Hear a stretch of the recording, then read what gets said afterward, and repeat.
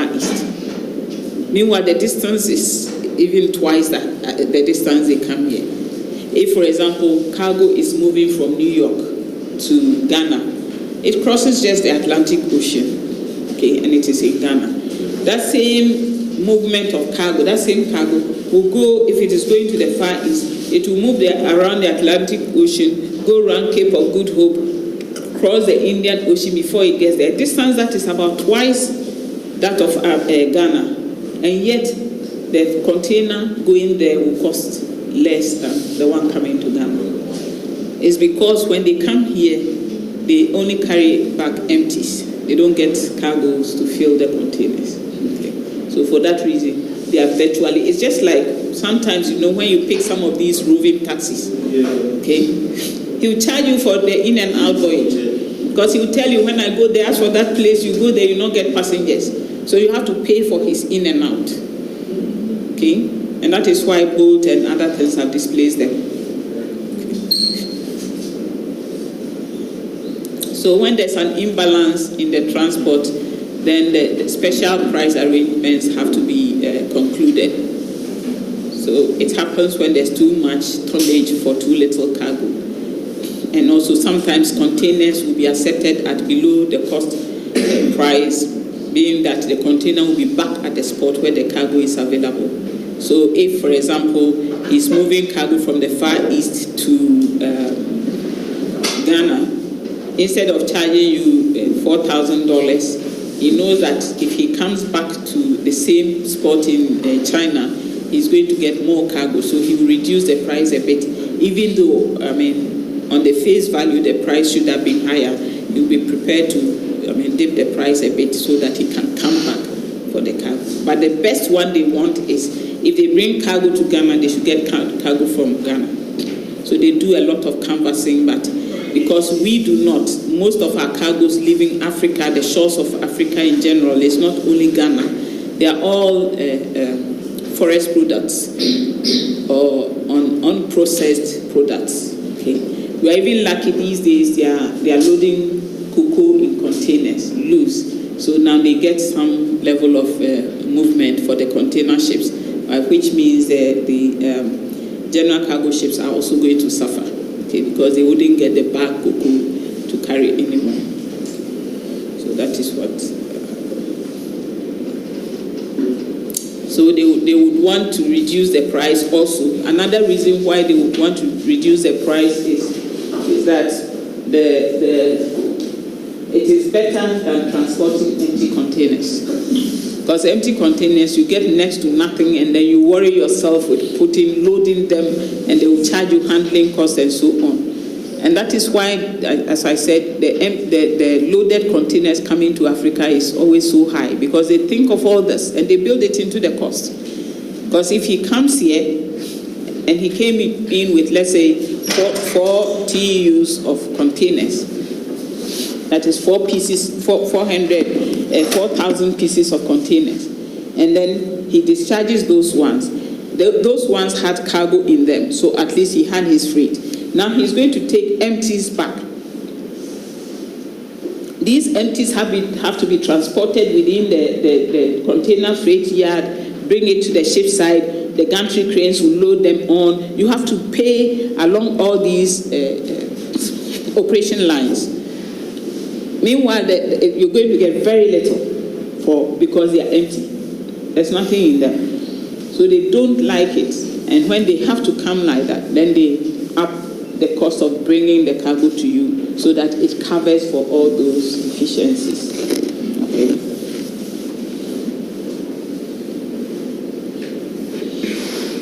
Full containers also yield additional revenue such as terminal handling charges and demurrage. Okay, so because of that, they like the full cargoes. Okay, and the containers would also be returned to the rice port because of the cargo. LCL, that is less than container load. Sometimes a lot of the cargoes that come, it isn't for one individual.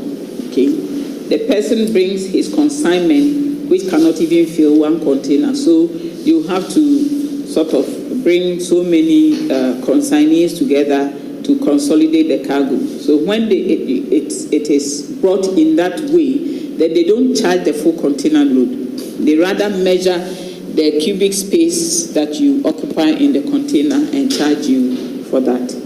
So, for example, if you're a student, you've gone for your studies, you are coming back, you have your cases, and maybe you've been able to buy some things, you want to ship them, they will look at the cubic of the cargo, that is how much space it would occupy, and then they will charge you. Sometimes they will charge based on the weight. If it is a very heavy cargo, then they will charge you based on weight.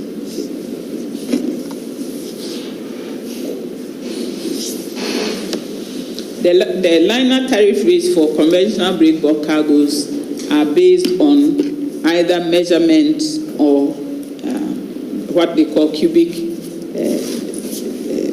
value or the weight value.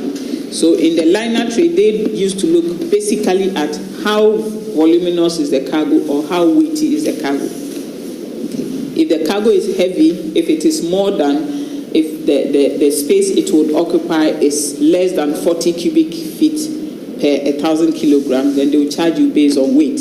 If it is above this figure, and they will charge you based on volume. So they looked at the space that it occupies, or 4.5 cubic meters.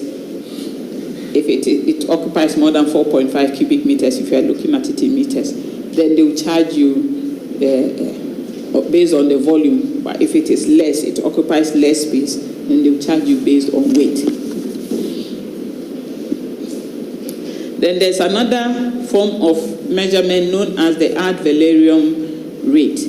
That is, they charge you based upon the value of the cargo. And sometimes it can be as much as between 20 to 25%. Okay. If the cargo is precious cargo, you are shipping jewelry and so on, which are very handy. It's very, susceptible to pilferage. They'll charge you more. They'll charge you more to lift that. Or perfumes, they'll charge you more. Okay, so if the cargo is a high value cargo, you pay it based not on the measurements or weight system, but it is based on the value of the cargo. Okay. There may also be what we call specific rate. That is, they will charge you under the ad valorem. They will charge you that maybe for every ounce of the cargo or every grams of the cargo, you are going to pay so much, or kilograms. Then that is what you have to pay.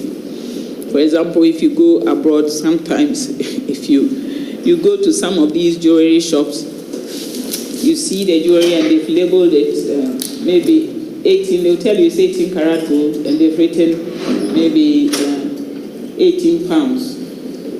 Don't think that is the value. They measure, maybe they'll measure the weight or the length and sell it. So maybe every inch is 18 pounds. That is what they've written there.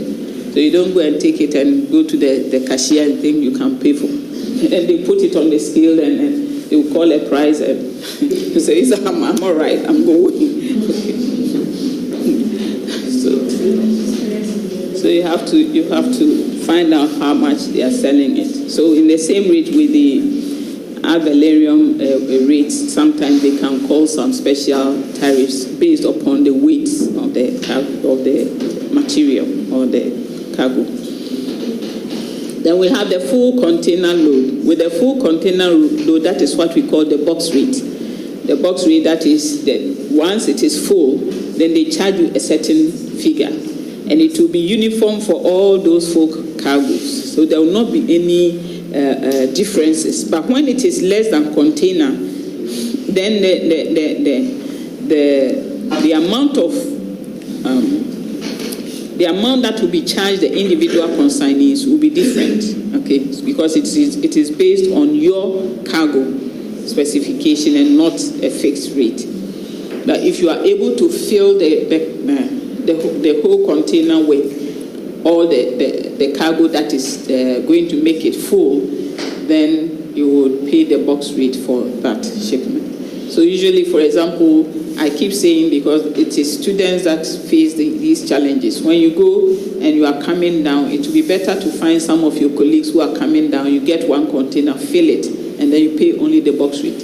because often when you pay the consolidator, you tend to pay more than what you should pay. Then he would go and get the box rate value.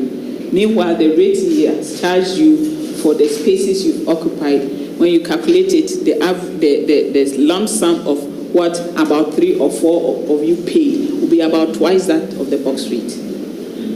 So it will be better for you to secure the container, and you, the students, put all your cargoes in and secure a space on the ship. Now, the price calculation per container, per port also varies. Okay, that is what they do. They charge the containers based upon the ports they are going to, as I told you. Typically, ports in Africa especially, they are very, very expensive when you are bringing the containers, just because they do not get full container loads back. So their box rates are higher than other parts of the world. Then now we also have what we call the multimodal freight